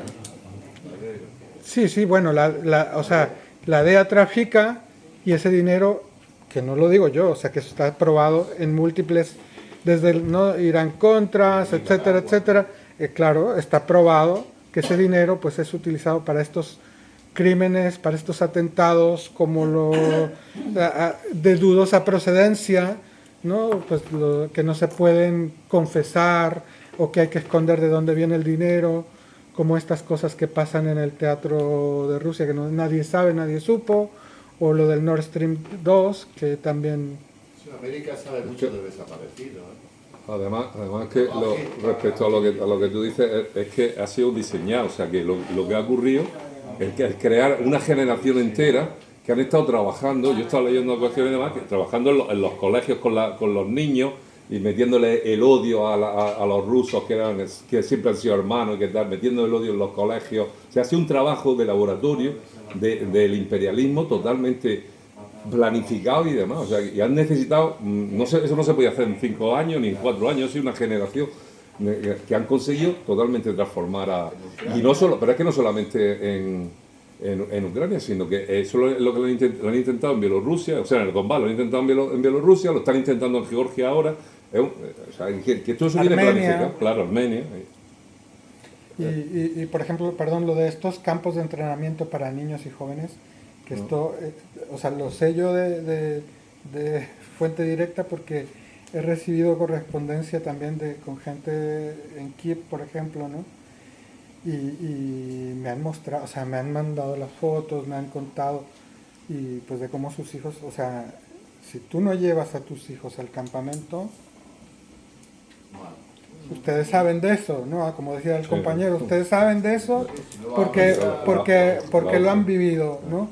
Lo han vivido en carne, y entonces si tu hijo no va, entonces ahí estás, ¿no? Y ahí era donde estaba todo el adoctrinamiento y por supuesto el dinero y el financiamiento, ¿no? Si ustedes miran, por ejemplo, en internet, hay un par de generales alemanes que han protestado escandalizados de cómo están entrenando a neonazis. Y les han, a uno que está en activo le han mandado callar y lo han alejado, y a uno que está, el que puede hablar, el que ha tenido más posibilidades de denunciar, está en el retiro, pero es muy interesante. Hay 3 palabras pedidas. Si vamos a hacer una última ronda, si alguien más quiere hablar, tengo apuntado a Alicia, Fermín y Emiliano, y Manolo. Y yo. Tú también, ven. Manolo y Carmen. Bueno, Alicia, y cerramos con esta, bueno, excepto que veamos que hay. Venga, Alicia. Bueno, pues mire, yo lo primero quiero agradeceros a ti y a Nadia la valentía que habéis tenido los dos, porque creo que hay que ser valiente para lo que estáis haciendo. Y mi pregunta va enfocada, Guillermo, al tema periodista, el periodismo. ¿Cómo ves tú, o que me imagino que sentirás impotencia entre los medios de comunicación, la versión que transmiten, que es totalmente mentira, a lo que habéis visto vosotros en primera persona, y la realidad que estáis viendo? Entonces, ¿cómo se lleva eso? Porque claro, todos los medios de comunicación pues te están mintiendo. Es la propia Ucrania la que está atacando a su propio pueblo. Entonces, claro, lo asemejo a lo que está pasando en el tema de Palestina, digamos, es muy parecido. ¿Cómo se lleva eso? Que los medios de comunicación mientan tan vilmente, y no se diga la realidad, y la gente se crea todo lo que se quiere creer. Una de las ventajas que tenemos en este momento es que ahora existe Internet.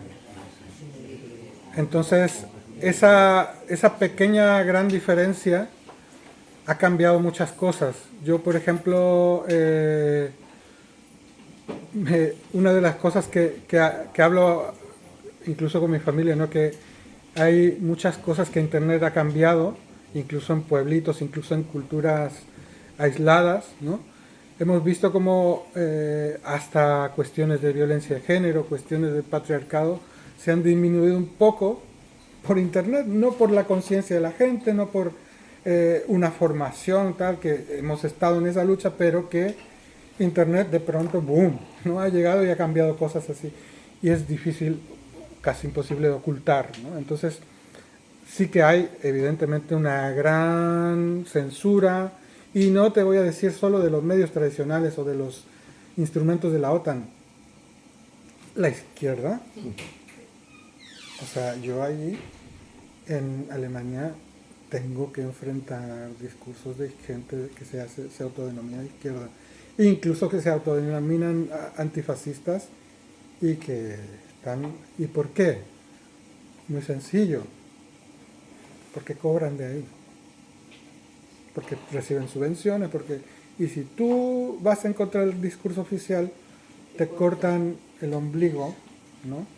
De donde estás chupando. Y por eso conocemos estas izquierdas que son guays, pero luego después no lo son tanto, pero luego lo vuelven a hacer otra vez cuando pasa algo por allá lejos que no les...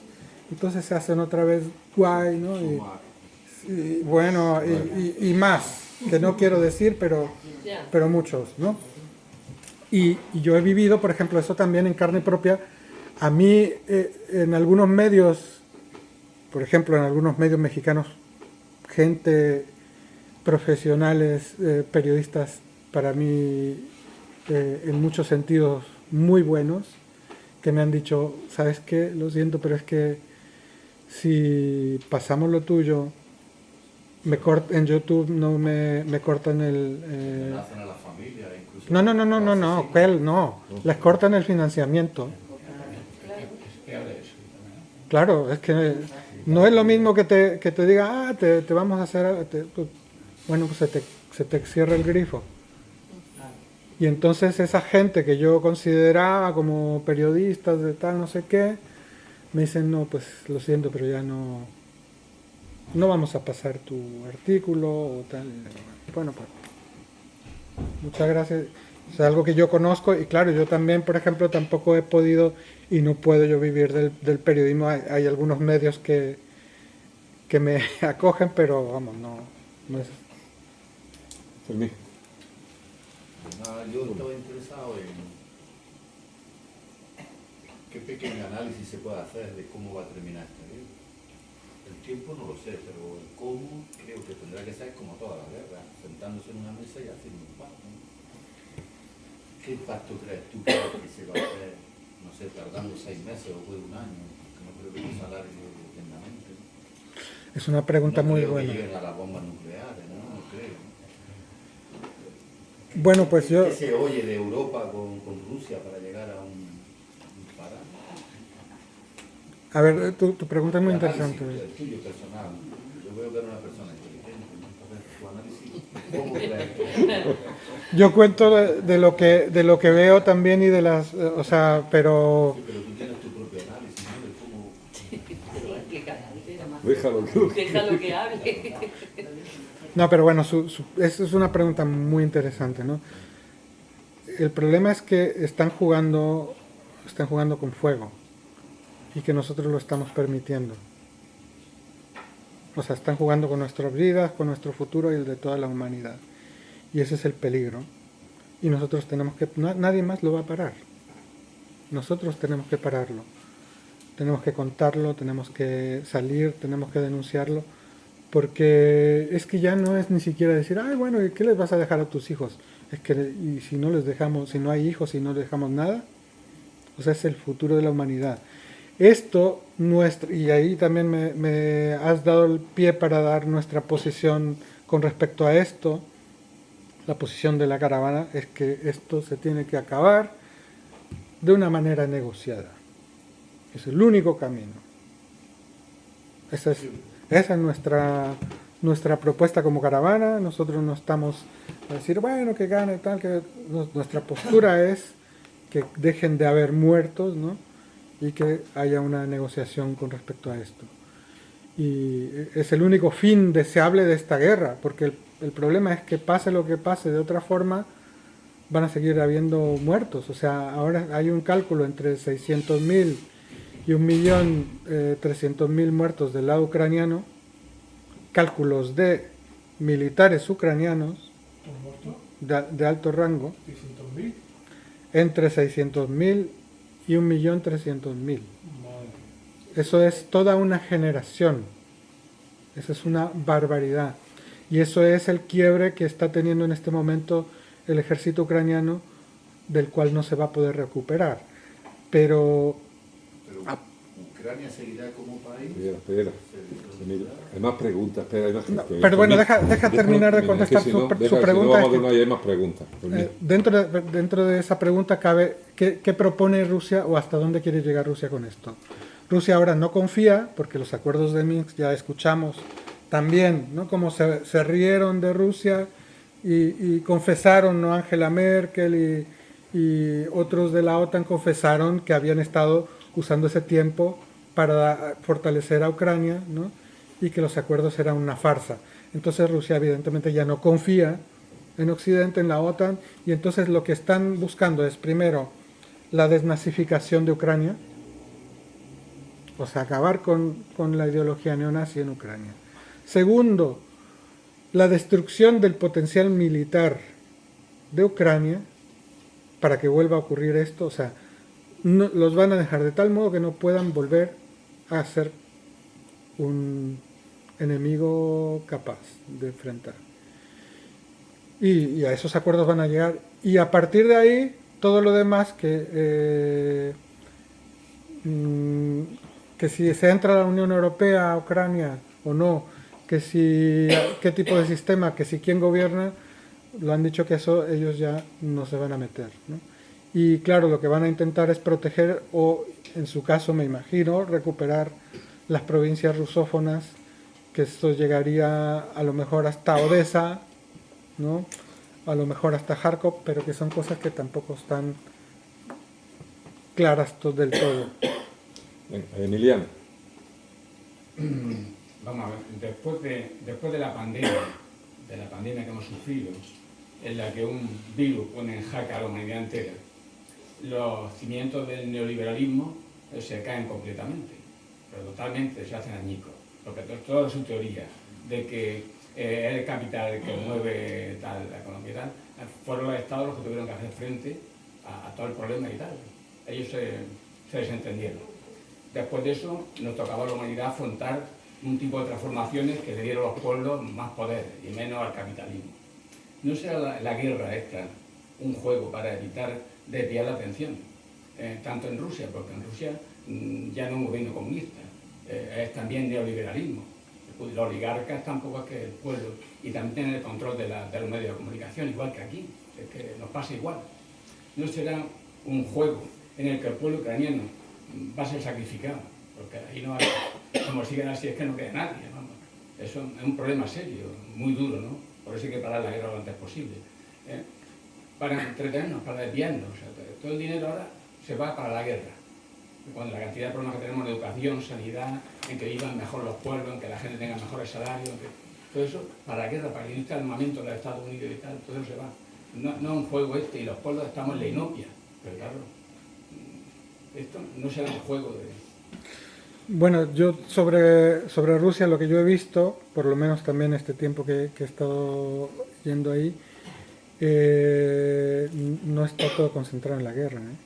O sea, es un capitalismo, pero no es exactamente un capitalismo del todo neoliberal, es un capitalismo y oligarquías y todo lo demás, pero no es en este momento su máximo interés esta guerra. O sea, imagínate, están intentando y planteándose el desarrollo económico y tal, y en eso están concentrados, porque esa es la apuesta y la competencia verdadera.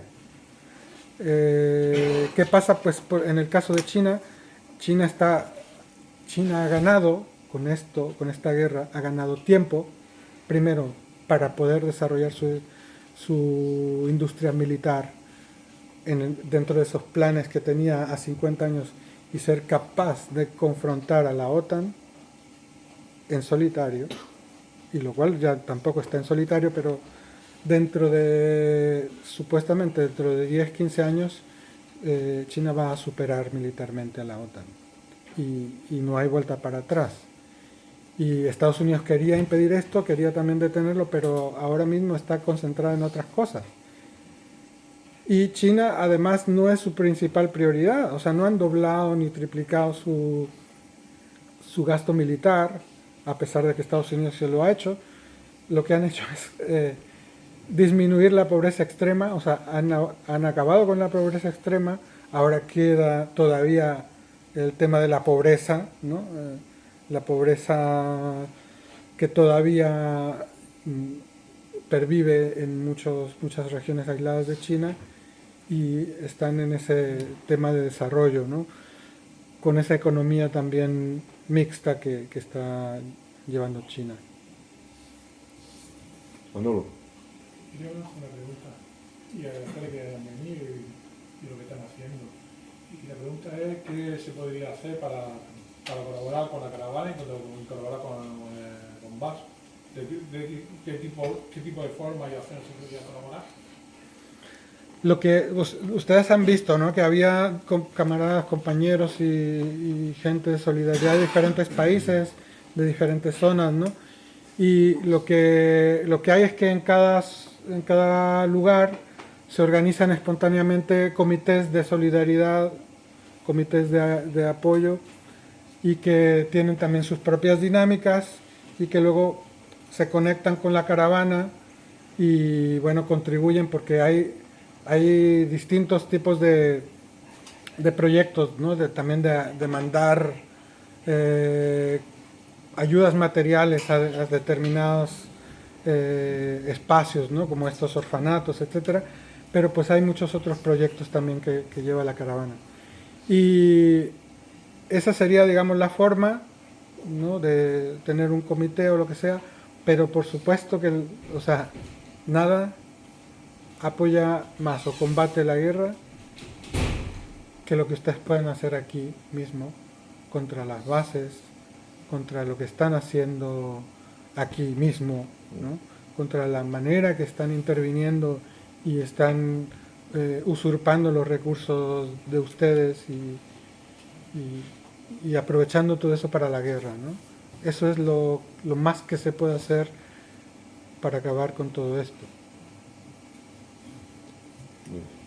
Carmen. Sí, yo le quería preguntar a Nadia, porque ya que está ella aquí, la situación de guerra es terrible, ¿no? Como decíamos, una vez que hay iniciado una guerra, la gente muere, la gente pasa hambre y eso es terrible. Pero a mí, desde ti como persona de allí, me gustaría saber cómo decidisteis separaros de Ucrania. Cuando se rompe la URSS, Ucrania conforma. Entonces, ¿por qué, cuáles son las razones fundamentales y cómo hacéis el proceso de convertiros en una república popular? Al principio no queríamos separarse con Ucrania, pero después del ataque de aviones, cuando murieron muchas personas, la gente entendió que no podía más estar con Ucrania. Era imposible. Después de ver las mujeres que estaban en la calle en charcos de sangre, los niños muertos, ellos solo estaban esperando su autobús o su tren, no hacían nada malo y les mataron. Y después de esto, sobrevivir juntos será imposible. Esto fue como un momento muy fuerte para la gente de Donbass.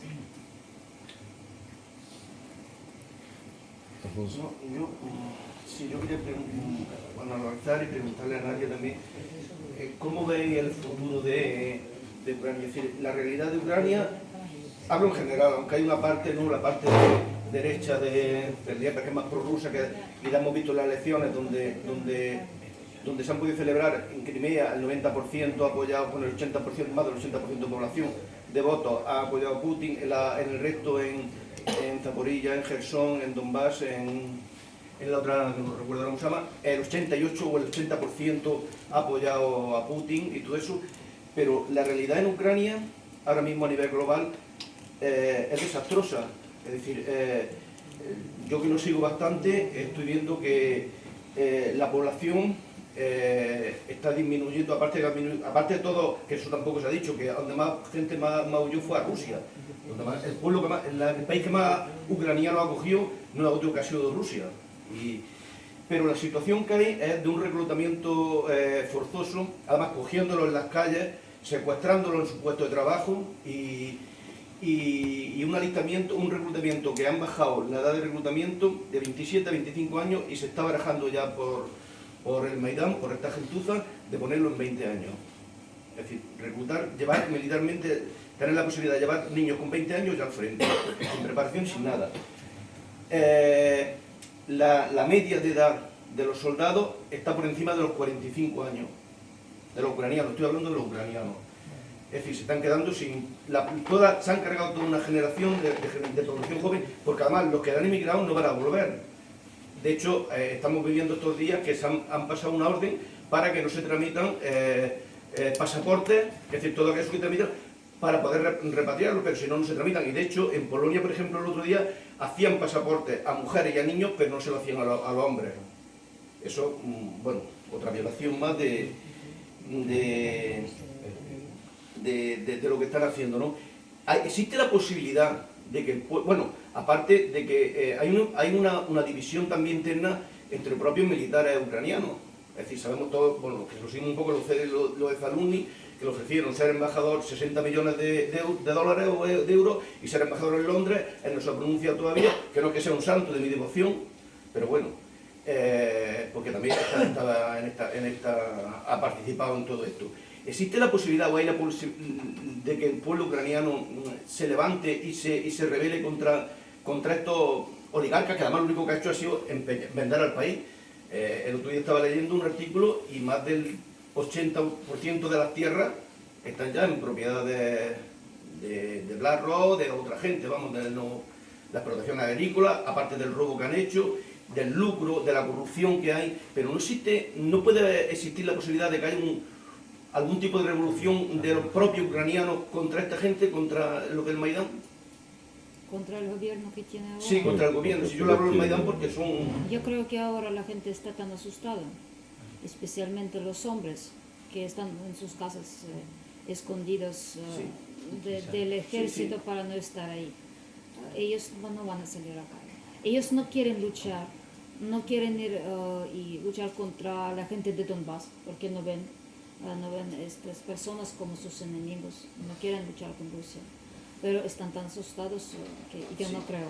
De hecho, la mayoría de los reclutamientos que se están evitando, yo los que veo en los vídeos que veo en la calle, lo evitan las mujeres, que se enfrentan al TCC, a esos de reclutamiento, que cogen a personas, a hombres adultos, pero se están dando, lo digo porque, mira, se están dando deserciones como no se habían dado nunca. Es decir, el otro día, no era un mes, 18 soldados ucranianos con un teniente a la cabeza se rindieron.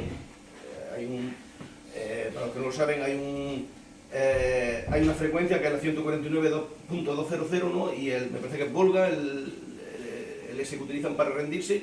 Se rindieron 18 con un teniente y la única condición que pusieron fue que no fuesen después, porque claro, muchos prisioneros son intercambiados. La única condición que pusieron fue que no fuesen intercambiados. Ellos no querían volver otra vez a Ucrania. Sí. Eso se está dando cada día. Cada día, el otro día un guardia fronterizo que estaba vigilando la frontera se aprovechó que el compañero se había ido y se escapó, se fue. Es decir, eso está pasando cada día más. No sé si el pueblo ucraniano es consciente de eso. Supongo que sí, porque están intentando cerrar Telegram, por ejemplo, en Ucrania están intentando cerrar algunos canales, porque no solamente canales prorrusos. Yo leo Resident o otros canales que son ucranianos, pero aunque no, anti-Maidán, pero bueno, y sí que te hacen un análisis bastante, no lo sé, pero yo creo que hacen un análisis bastante acertado a veces, ¿no? Hay que cogerlo entre comillas, y esos son los canales que intentan cerrar. Es decir, tú lo has dicho antes, Internet ahora mismo un sitio donde se puede dirigir la gente, donde pueden mirar cosas, donde llegamos, donde leemos noticias que en otros sitios no vemos. No existe es decir, el pueblo ucraniano tiene que estar, supongo en parte estará informado también. Existe el miedo, es verdad que existe el miedo, pero también hay mucha gente, no sé si te puedo hablar de miles de personas que prefieren ir a la cárcel, es decir, ser condenados a ir a la cárcel dentro de Ucrania por negarse a ir a la guerra antes que ir a la guerra, porque saben que ir a la guerra, la mayoría de posibilidades es venir muerto. Yo tengo, sobre eso te haría yo una pregunta también. ¿Tú crees que... No, yo pregunto... Sí, no, pero una pregunta es un poco retórica, ¿no?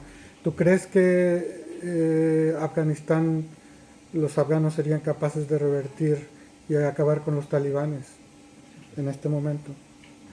No. ¿Cuánto tiempo le costó a Chile acabar y salir de la situación con Pinochet? O sea, no es algo... ¿Qué es lo que pasó aquí con Franco?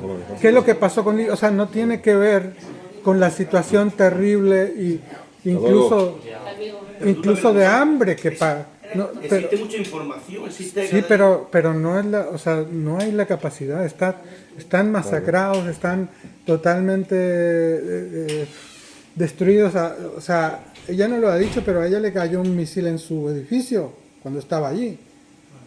Pero bueno, Y claro, o sea, imagínate en Ucrania los batallones neonazis no son los que van y ponen a la cabeza del combate. Ellos están atrás. Para el que se regrese, lo matan. Y bueno, pues lo que tú dices, o sea, ahora ni siquiera es el momento de mayor deserción. Ha habido momentos como lo de Mariupol, que eran batallones enteros, y que luego había gente que se reenganchaba hasta 2 y 3 veces, o algunos que eran directamente matados. Entonces, claro, todo ese tema del reenganche ya no lo ven tampoco, ¿no? La gente que deserta, porque saben que serán castigados terriblemente. No, y además la desmovilización en el ejército la han quitado, es decir, tú vas... Pero bueno, me refiero a eso, es decir, hasta el último ucraniano entonces van a... Bueno, Alfonso, gracias por hacerme caso, de que cuando preguntara uno lo hiciera. Bueno, si Guillermo o nadie no quieren decir nada, yo, bueno, aparte, bueno, ya se ha ido, porque hemos terminado tarde, ya se ha tenido que ir bastante gente, pero yo creo que ha sido muy interesante vuestras preguntas, y el estar aquí también es agradecerlo, porque, en fin, que hemos estado muy a gusto y demás, y no puedo hacer otra cosa que agradecerle además fuertemente, porque lo que os he dicho antes es verdad, llevan 2 días de viaje de Huelva aquí, lo hemos llevado a Andalucía y van a ir de Huelva aquí, ¿no? Fijaros, y en fin, y han hecho un esfuerzo enorme, y a pesar de eso, pues yo creo que ha sido tan lúcida, tan buena su explicación y demás, que yo creo, y termino con lo que decía Guillermo, algo así como hay que pararlo, lo que hemos escuchado aquí, lo que ya sabíamos y lo que ellos nos han enseñado, tenemos que llevarlo a la calle, si no, esto que hemos estado aquí no vale de nada. Esa es la manera de ayudarles, la manera de solidarizarnos con el Donbass y con todo, en fin, con toda la historia. Así que muchas gracias a los dos por todo, de verdad, y enhorabuena. Que lo paro ya. ¿No? Iba a pararlo.